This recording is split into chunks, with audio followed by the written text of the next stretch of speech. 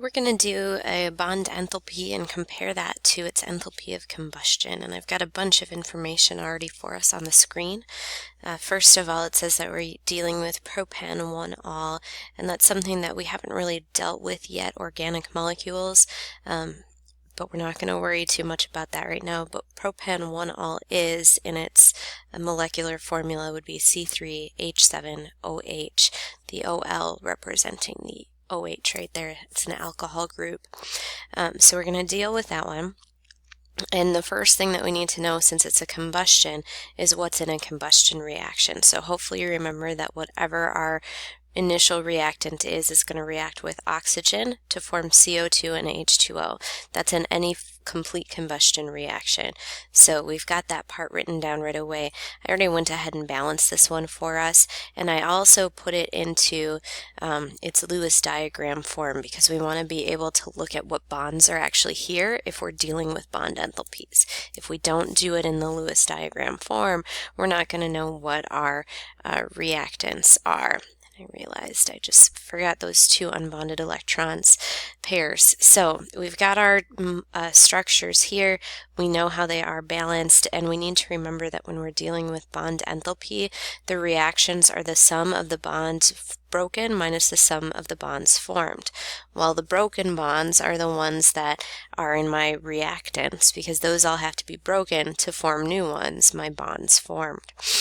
So I need to identify or start looking through each of these to identify what we've got. We have a whole bunch of CH bonds on just this side of the reaction. And I've already taken for us here carbon with hydrogen has a bond enthalpy value of 414. So I can start typing this information in. So I've got 1, 2, 3, 4, 5, 6, 7 CH bonds.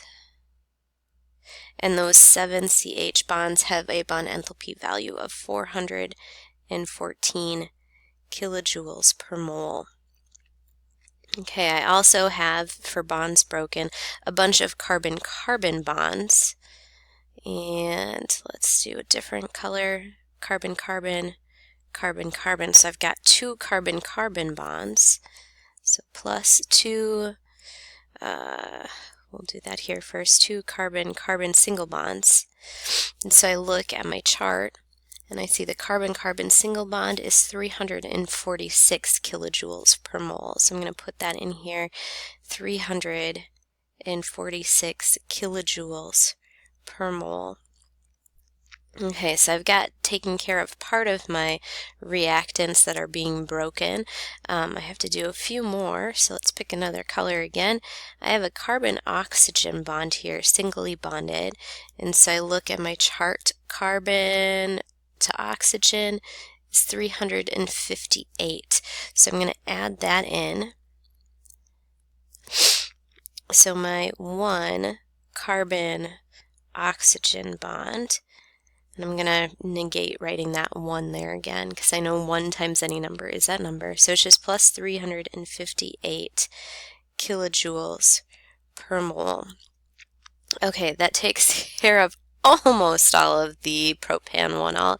We're not quite there yet. We've got one more piece of this, and that's the OH bond. So if I look at my chart, the OH bond is right here, 463 kilojoules per mole, and there's just one of them.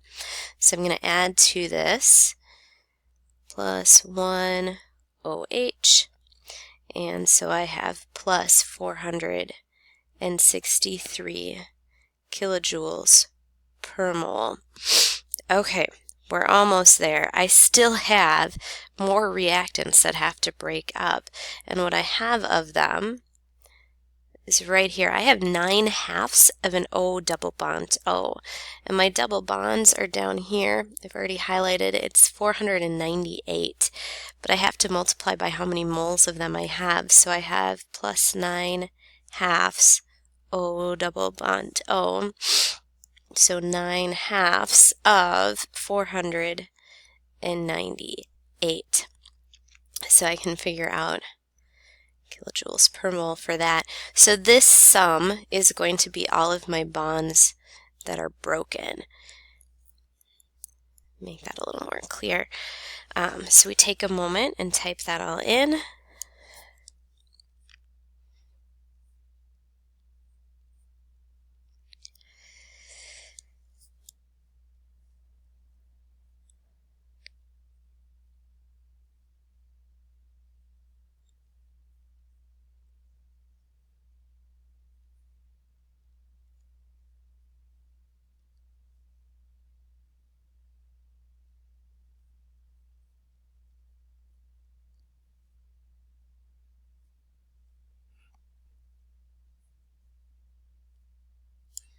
Okay, assuming I typed that all in correctly, I get 6,652, and these now would be in kilojoules because each of these things got multiplied by the moles of that thing. So 1 mole there, 1 mole there, 9 half moles there.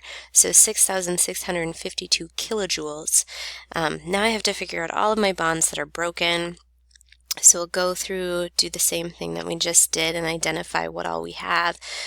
First of all, I've got 2 C double bond O's there, but I have 3 moles of those 2 C double bond O's. So really, I have 6 C double bond O's. And so I look at my chart and I see that the C double bond O is 804. So 6 times 804. And then that's kilojoules per mole. And then I'm going to add to that my other bit. So I've got H and O, H and O. I've got, so 2 of them there, but I've got 4 of those. So 2 times 4 is 8 OH bonds. And I see, if we looked at it before, it's 463. So plus 8 times 463 kilojoules per mole. We figure out the sum of all of that.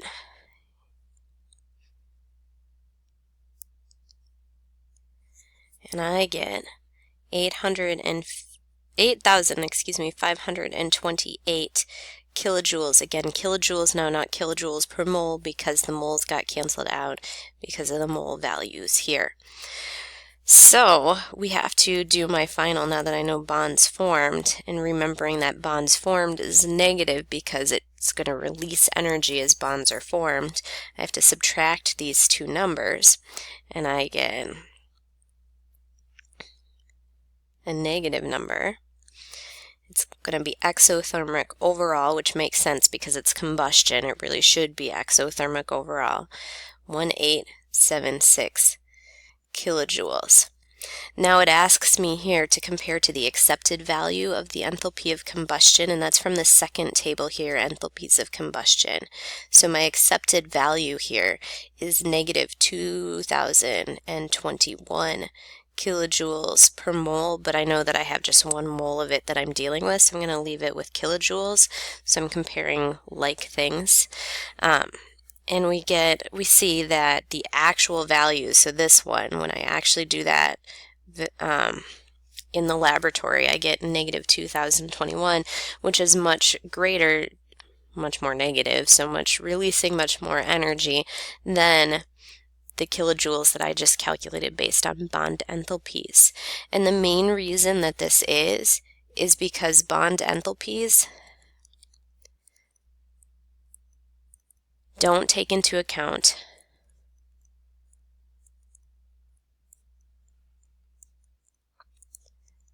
the intermolecular forces that we learned about in the last unit.